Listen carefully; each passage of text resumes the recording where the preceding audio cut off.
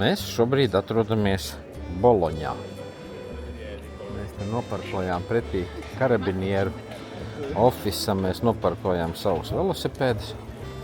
Mums bija kaut kādi bišķi pār pa 2 kilometri jābrauc ar velosipēdiem.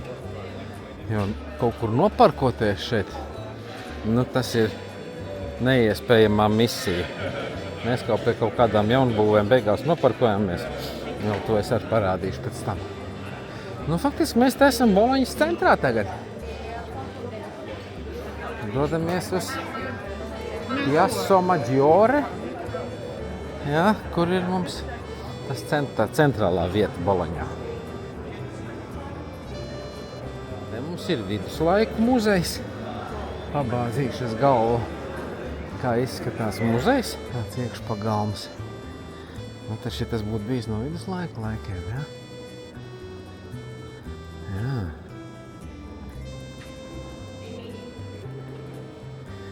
Kādas arkas.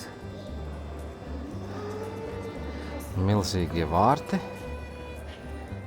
Visur šitai ir lieli vārti, un aiz vārtiem ir iekšpagalms.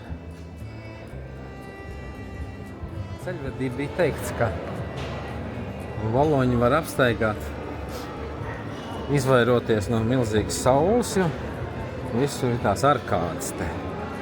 Un te mēs tiešām tā arī ejam. Daļa arkādes tiek izmantotas kā restorāniņš. Citās vienkārši var soļot. Un tas tā ļoti forši ir. Ja jūs ievērojat, augšā tur tās pārsēdzes ir un kaut kur arī citur uz karnīzēm un tā tālāk. Faktiski mums balvožu nav, jo viņiem visur tādas adatiņas tiek uzstādītas, lai viņiem nav patīkami te sēdēt un taisīt citiem uz galvas.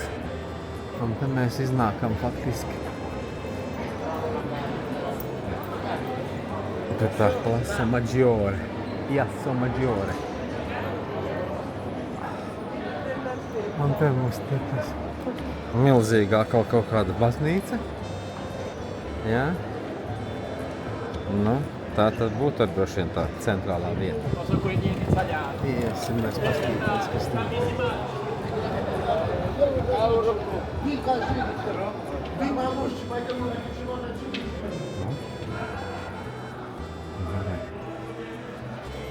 Protams, milzīgi atkal, ja? Kā jau tas pieņemts ir. Milzīga centrālais altārs. Mēs tagad izejam uz laukumu, kurā ir Neptūna statuja.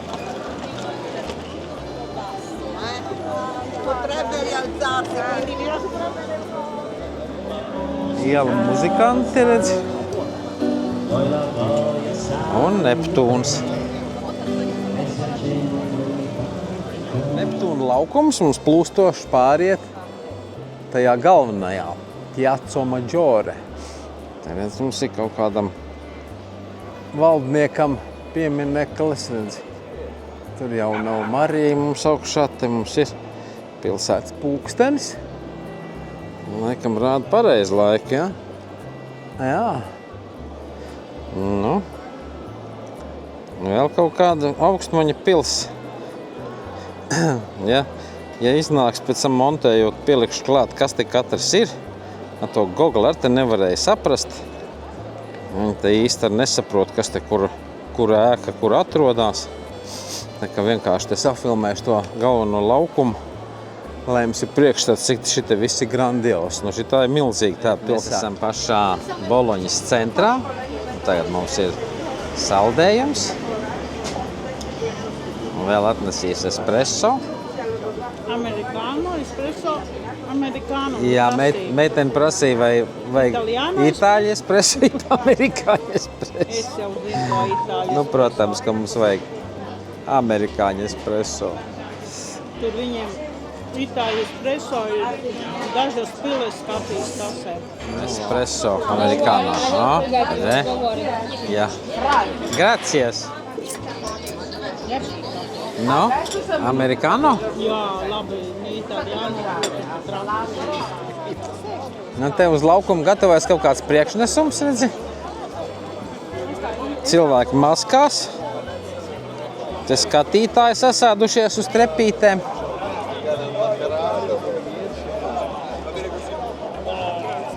Reku, te ir viens sasiets. Varbūt pēc tam kaut kur mākslīgais intelekts zinās izstāstīt, kas te tagad notiek. Kāds interesants stils tai Pjatru tai baznīcai. Apakš balta un augš tādu tādiem robustiem ķieģeļiem sataisīt. Iespaidīgs tās reliģiskās būvs Itālijā. Un te kaut pa tādu milzīgu arku mēs ejam pa Gaja ieliņa. Zītiņa ieliņa atkal izmanto kafejnīciņām. Bella vita, labā dzīve.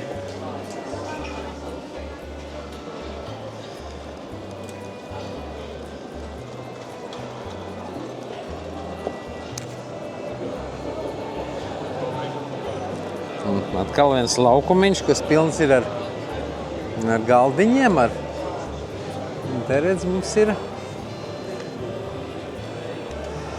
vēl viena baznīca.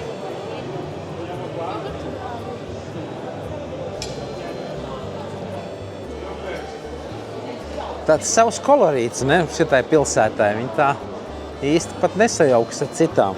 Nav līdzīgi ne modernai, ne ko mēs redzējām te līdz šim.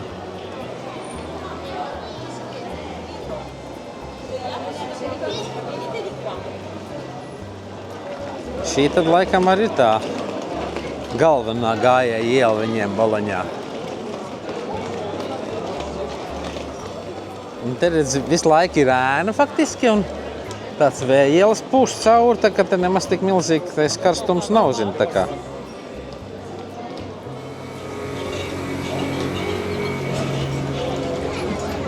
Pilns ar tiem turistiem, redz, piesēdies. Šite tad ir kaut kas īpaši garšīgs, ja te tāda rinda sastājusies ir, ja, restorante. Nu, pasties, pilnīgi stāv rinda. Pasta. Sfoglijā. Te mēs izējām pie tiem diviem torņiem. Un kā bija teikts, ka Pizā jau nemaz nav tas šķībākais un lielākais tornis. Nezinu, kāpēc viņš tur slavens ir. Un te tagad skatoties gar to garo torni, var redzēt, ka tas, kas aiz viņi ir riktīgi šķīps. Un pēc saviem izmēriem viņš esot augstāks nekā Pizas tornis. Tā kā mēs esam pie lielā šķībā torņa nonākuši. Vietiņa Boloņā, kas saucās divi torņi. Viens tornis garš, otrs tornis šķīps. Re? Nu, ritīgi klausies jau. Nu te vēl skats uz to šķībo torni. Blakus mums te vēl kaut kāda bazilika, baznīca kaut kāda. Un mēs te pa mazām ieliņām iesim meklēt mūsu divriteņu, kur atstāt pie karabinieru ofisa. Nu. Gan arī katrā mājā tie milzīgie vārti tādi, redz, uz iekšpagalmu, redz, dzīvokļu numuriņu klāt. Un tad faktiski dzīvojamā māja, dzīvokļu māja. Visas ieliņas faktiski pilns ir ar restorāniņiem. Nu, simtiem, iespējams pat tūkstošiem viņi te ir. Tā kā, nu nevelti Boloņa ir kaut kāda, skaitās ar kaut kāda gardēžu pilsēta. Un te ar vēl vienu baznīciņu ieslēpusies šī ieliņā.